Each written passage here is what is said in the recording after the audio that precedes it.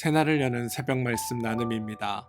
오늘은 2025년 1월 21일 화요일이고 말씀을 전하는 저는 강림 목사입니다. 오늘 함께 나눌 말씀은 마태복음 14장 22절로부터 33절까지의 말씀입니다. 말씀 전체 범위는 22절로부터 36절까지이니 여러분 시간 되실 때 꼭 36절까지 한번 읽어봐 주시길 부탁드립니다. 예수께서 즉시 제자들을 재촉하사 자기가 무리를 보내는 동안에 배를 타고 앞서 건너편으로 가게 하시고 무리를 보내신 후에 기도하러 따라 산에 올라가시니라. 저물매 거기에 혼자 계시더니 배가 이미 육지에서 술이나 떠나서 바람이 거스름으로 물결로 말미암아 고난을 당하더라. 밤 사경에 예수께서 바다 위로 걸어서 제자들에게 오시니 제자들이 그가 바다 위로 걸어오심을 보고 놀라 유령이라 하며 무서워하여 소리 지르거늘 예수께서 즉시 이르시되 안심하라 나니 두려워하지 말라. 베드로가 대답하여 이르되 주여 만일 주님이시거든 나를 명하사 물 위로 오라 하소서 하니 오라 하시니 베드로가 배에서 내려 물 위로 걸어서 예수께로 가되 바람을 보고 무서워 빠져가는지라. 소리질러 이르되 주여 나를 구원하소서 하니 예수께서 즉시 손을 내밀어 그를 붙잡으시며 이르시되 믿음이 작은 자여 왜 의심하였느냐 하시고 배에 함께 오름에 바람이 그치는지라. 배에 있는 사람들이 예수께 절하여 이르되 진실로 하나님의 아들이로소이다 하더라. 마태복음 14장 22절로부터 33절까지 말씀이었습니다. 22절을 보시면 재미있는 장면이 등장합니다. 22절 예수께서 즉시 제자들을 재촉하사 자기가 무리를 보내는 동안에 배를 타고 앞서 건너편으로 가게 하시고 여러분 이 본문은 평상시의 예수님의 행동과 매우 많이 다르다는 것을 알아차리셔야 합니다. 평상시에 예수님이 어떻게 행동하셨나를 한번 생각해 보십시오. 예수님은 언제나 문제 있는 사람들을 향해 나아오신 분입니다. 배고픈 자에게 병든 자에게 죽어가는 자들에게 어떤 역경이 있는 자들에게 나오셨고 그래서 이적과 기적을 통해 그들을 치유하셨고 그들이 당면한 문제를 해결해 주셨습니다. 그러면 언제나 많은 무리의 수가 예수님을 쫓아오게 됩니다. 예수님을 따라가겠다라고도 하고 예수님의 제자가 되겠다라고도 하고 예수님과 함께 있겠다라고도 하고 또는 예수님을 임금으로 삼으려고 하기까지 합니다. 그렇게 사람들이 예수님을 추종할 때마다 예수님은 그 사람들을 피하셨습니다. 자기를 따라오고 자기를 추종하고 자기와 함께 하고 싶다는 사람들을 예수님은 다 피해 오셨습니다. 그리고 혼자 따로 떨어져 가시는 경우가 많았습니다. 혹시 사람들이 찾아올지라도 예수님께서 저들이 내가 예수인지를 알아서 하는 것이 아니라 이적과 기적을 그들이 봤기 때문이고 저들이 나를 따라오는 이유는 저들이 떡을 먹었기 때문이다 라고 말씀하실 뿐이고 보시면 항상 그들과 함께 하시기보다 언제나 그 장소를 피하고 그 장소의 사람들을 떠나는 일들을 행해 오셨습니다. 그게 보통 예수님의 모습입니다. 그런데 그렇게 행하셨던 예수님이 오늘 22절에는 그 사역의 현장을 떠나지 않으시고 사람들을 피하지 않으십니다. 오히려 제자들을 서둘러 쫓아내듯 재촉하여 먼저 보내시고 그리고 예수님이 마지막에 남아 사람들을 무리를 보내셨다라고 성경은 이야기합니다. 왜 이런 장면이 이 성경에 고백되어 있을까요? 여러분 우리의 상상을 좀 발휘하실 필요가 있습니다. 오병이어의 사건에 우리가 있었다라고 한번 생각해 봅시다. 오병이어의 사건의 중심 인물은 누구입니까? 바로 예수님 아닙니까? 그런데 여러분 그 현장에서 오병이어의 사건을 목도하고 그 떡을 먹었던 사람들의 관심은 다 어디에 있었을까요? 이 오병이어의 현장에 내가 있다라고 생각해 보시고 내가 지금 예수님 바로 옆에 있는 것이 아니라 저 멀리 떨어져 예수님을 보고 있다라고 한번 생각해 보자고요. 그러면 예수님께서 하늘을 향하여 축사를 하시는 그 소리가 나에게 들렸을까요? 지금 사람들이 관심 가지는 건, 지금 사람들이 보고 있는 건, 떡을 먹었던 사람들이 온통 관심을 어디에 가지고 있냐 하면 제자들의 손으로부터 떡과 물고기가 끊임없이 나오는 그 장면에 지금 관심을 가지고 있다는 겁니다. 무슨 말이냐? 사람들은 지금 제자들의 손에 집중하고 있습니다. 모든 관심이 제자들에게 쏠려 있다는 겁니다. 왜냐하면 제자들의 손에서 먹을 것이 나오고 있기 때문입니다. 성경에는 남자만 5,000명이 모였다라고 말합니다. 학자들 주장에 따르면 대충 2만 명 정도가 넘는 사람들이 모여 있었을 거다라고 주장합니다. 그렇다면 솔직히 말해 예수님이 떡을 들고 축사하셨는지 안 했는지, 혹 축사 때 무슨 말씀을 하셨는지가 귀에 들어올 수 있는 사람은 아마 그곳에 있는 2만 명의 사람들 중 채 몇 되지 않았을 가능성이 큽니다.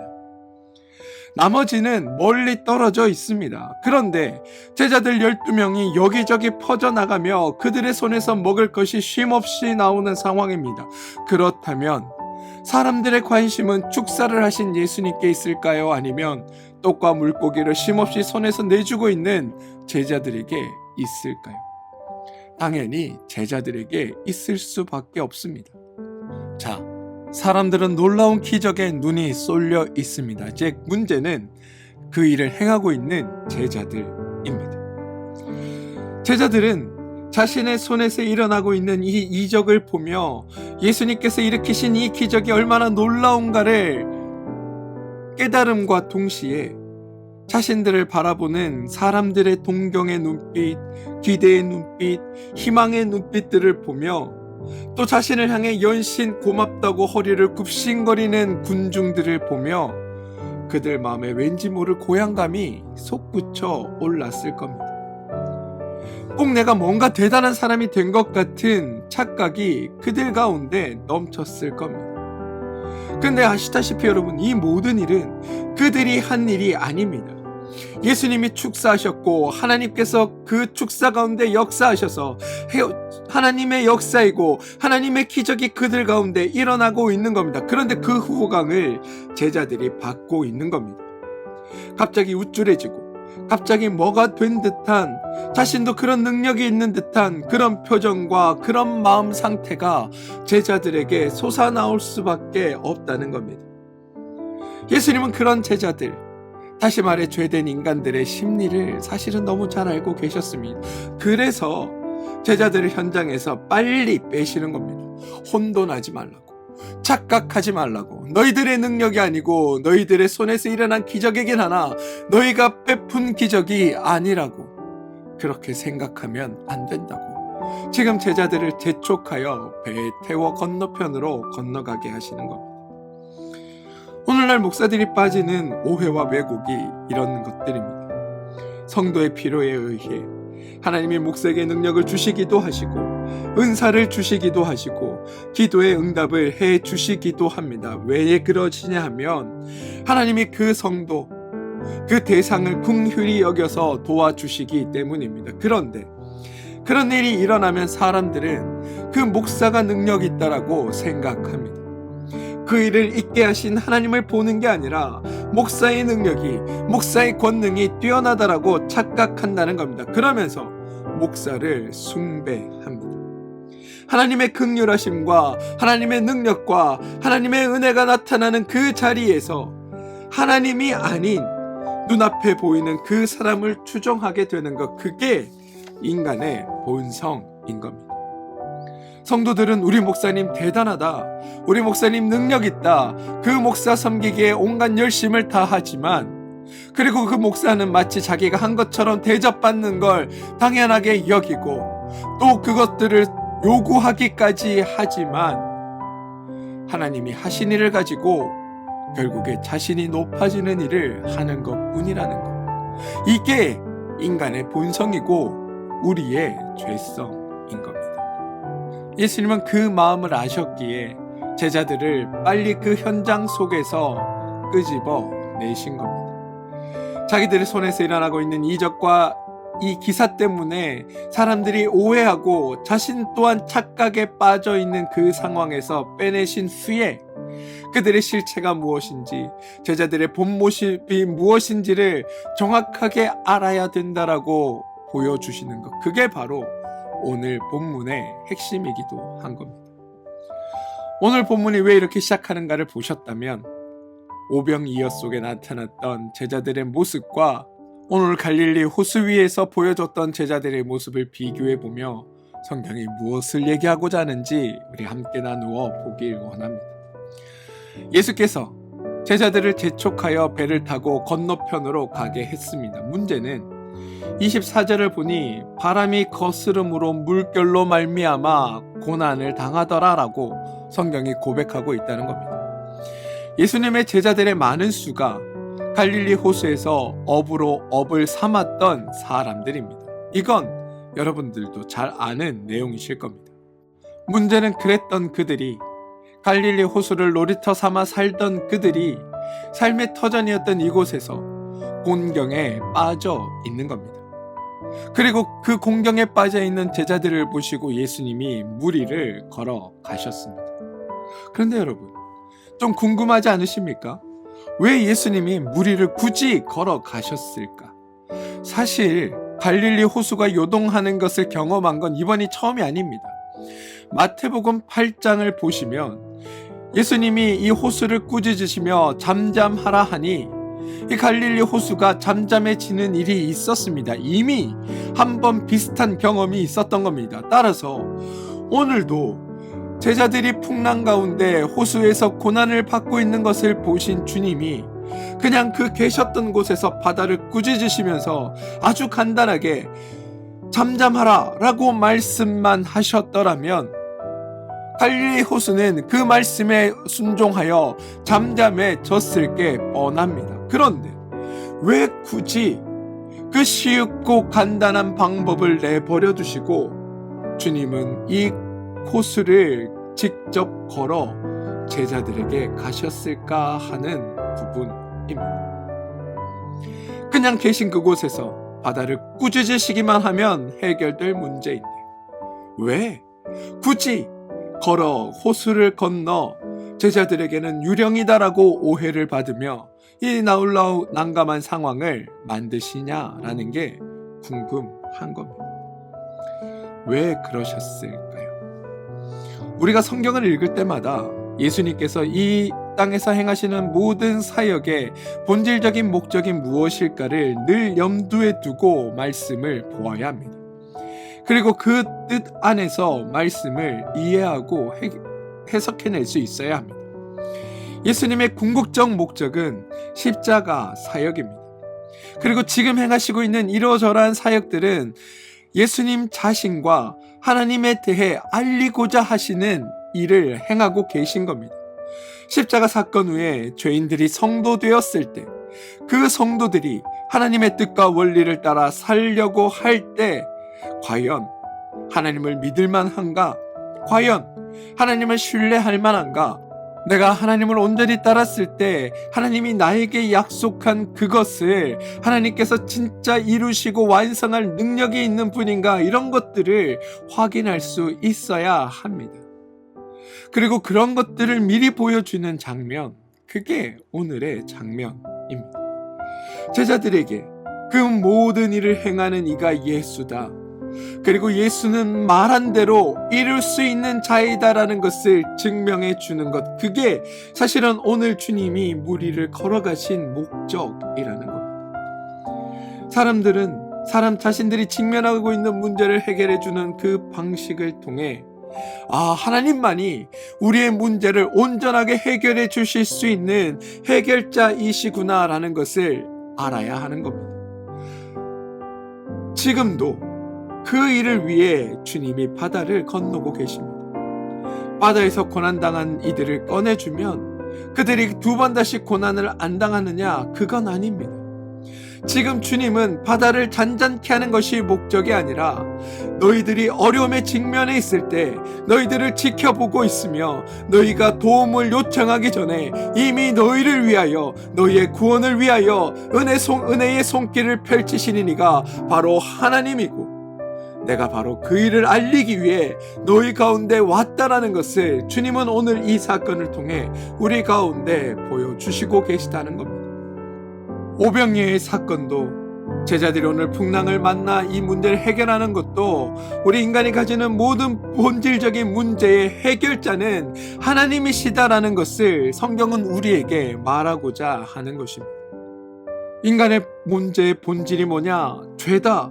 그래서 예수님의 사역의 궁극적인 목표는 십자가로서 인간의 죄의 문제를 해결하고 인간의 본질적이며 근원적인 문제를 해결해 주신다는 것에 목적을 맞추어져 있다는 게 성경의 고백인 겁니다. 저는 우리가 살면서 만나는 모든 문제들 앞에 이렇게도 해보고 저렇게도 해봤는데 아무것도 되지 않아 마지막으로 하나님을 찾는 것이 아니라 하나님께서 모든 것을 이루시고 해결하실 것을 기대하며 주님 앞에 온전히 서게 되는 여러분들이 되시기를 소망합니다. 말씀을 조금만 더 보겠습니다. 그런데 오늘 본문에서 우리가 봐야 할 게 한 가지 더 있습니다. 바람 때문에 이 물이 요동하는 가운데 고난에 처해 있는 가운데 힘들고 두려움 가운데 베드로가 보인 반응이라는 겁니다. 여러분, 생사의 기로 앞에서 죽느냐 사느냐 문제 앞에서 다른 것을 생각할 겨를이 있었을까요? 지금 제자들은 호수 가운데 공경에 빠져 있습니다. 예수님은 그 상황이 절박하다고 보시고 그들을 구하러 가셨습니다. 그런데 정작 당사자들은 자기들이 얼마나 절박한지를 모르고 있습니다. 자기들이 닥친 상황이 얼마나 절박한지를 모르고 있다는 겁니다. 어디서 할 수 있느냐?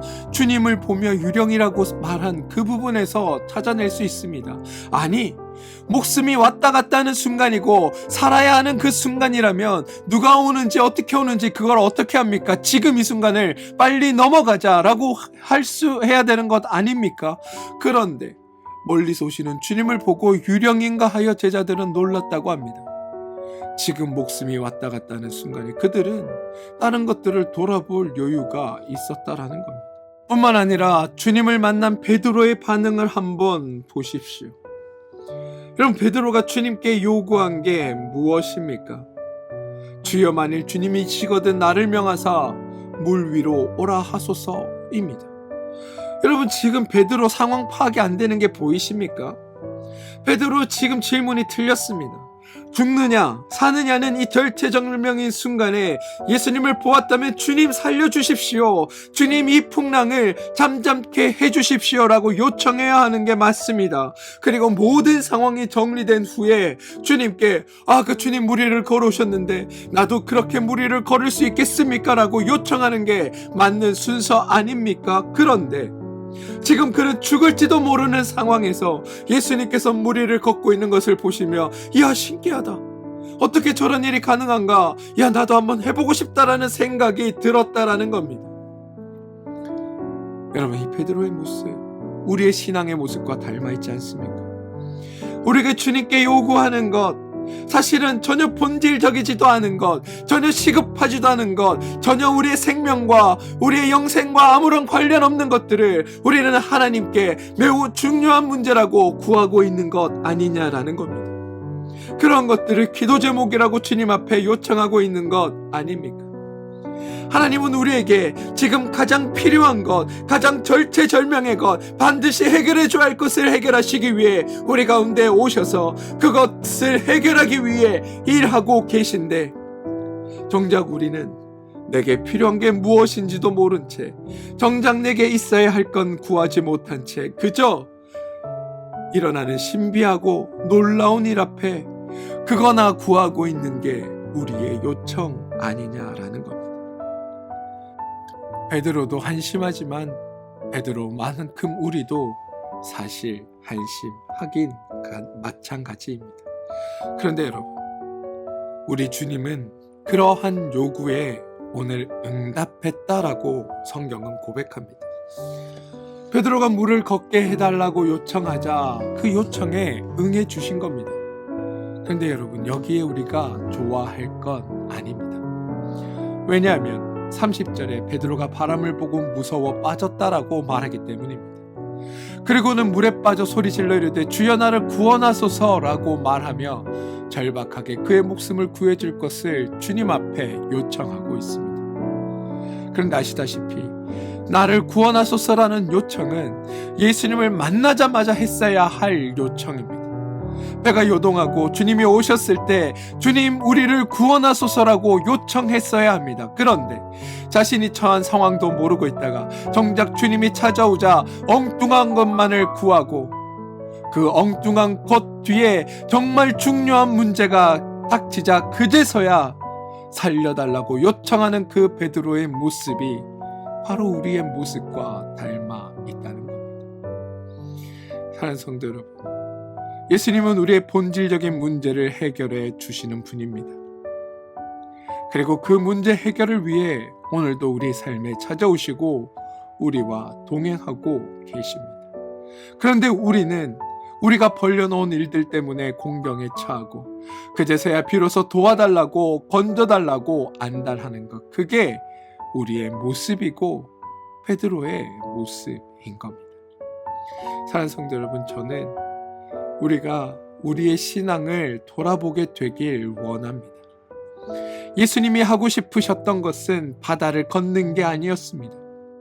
공경에 빠져 허우적대며 헤매고 있는 제자들을 구하시는 게 예수님의 목적이셨습니다. 그리고 예수님이 누구인지 그 일을 통해 베드로와 제자들이 예수님을 바로 알길 원하셨습니다. 그리고 이건 우리를 향해서도 마찬가지입니다. 우리가 참으로 구해야 할 건 내가 접한 상황, 내가 해결해야 할 내 삶의 문제가 아니라 하나님께서 내 삶을 인도하여 주시고 내 삶이 하나님 이끄심 속에 있고 하나님이 내 삶을 찾아오셔서 나를 구원하셔서 나로 말미암아 하나님의 구원받은 백성으로 하나님의 온전한 성도로 살게 하는 것, 그게 우리가 참으로 구해야 할 문제임을 여러분 기억하시고 그 주님이 늘 나와 동행하시기를 하나님께 요청하시기 바랍니다. 그래서 내가 하나님 안에서 어떤 은혜를 받았으며 하나님이 나에게 해결해 주신 문제가 무엇인지를 깨닫고 그것으로 말미암아 내게 이루어진 일들을 고백하며 하나님을 더욱 믿고 나가는 그런 여러분들 되시기를 소망합니다. 우리는 살면서 아마 여러 가지 상황을 만나게 될 겁니다. 그런데 그 상황과 내가 맞닥뜨릴 문제가 내가 처해 있는 나의 처지가 우리의 성도됨을 방해하거나 하나님의 그 구원하심을 막을 수 있는 건 아닙니다. 우리를 향하신 하나님의 그 선한 뜻을 가로막을 수 있는 것도 아닙니다. 그러니 우리 삶 가운데 하나님의 원리와 하나님의 관점과 하나님의 마음으로 하나님의 은혜를 누리며 살아가는 그런 복된 성도 되어주시기 주님의 이름으로 축원드리겠습니다. 함께 기도합니다. 주님, 우리가 하나님께 참된 것을 바라게 하여 주시옵소서. 바랄 것을 바라게 하시고 우리 가운데 역사하시는 하나님의 일하심을 보게 하여 주시옵소서. 그래서 하나님을 바라보게 하시고 성도됨으로 살아내게 하여 주시옵소서. 예수님의 이름으로 기도합니다. 아멘.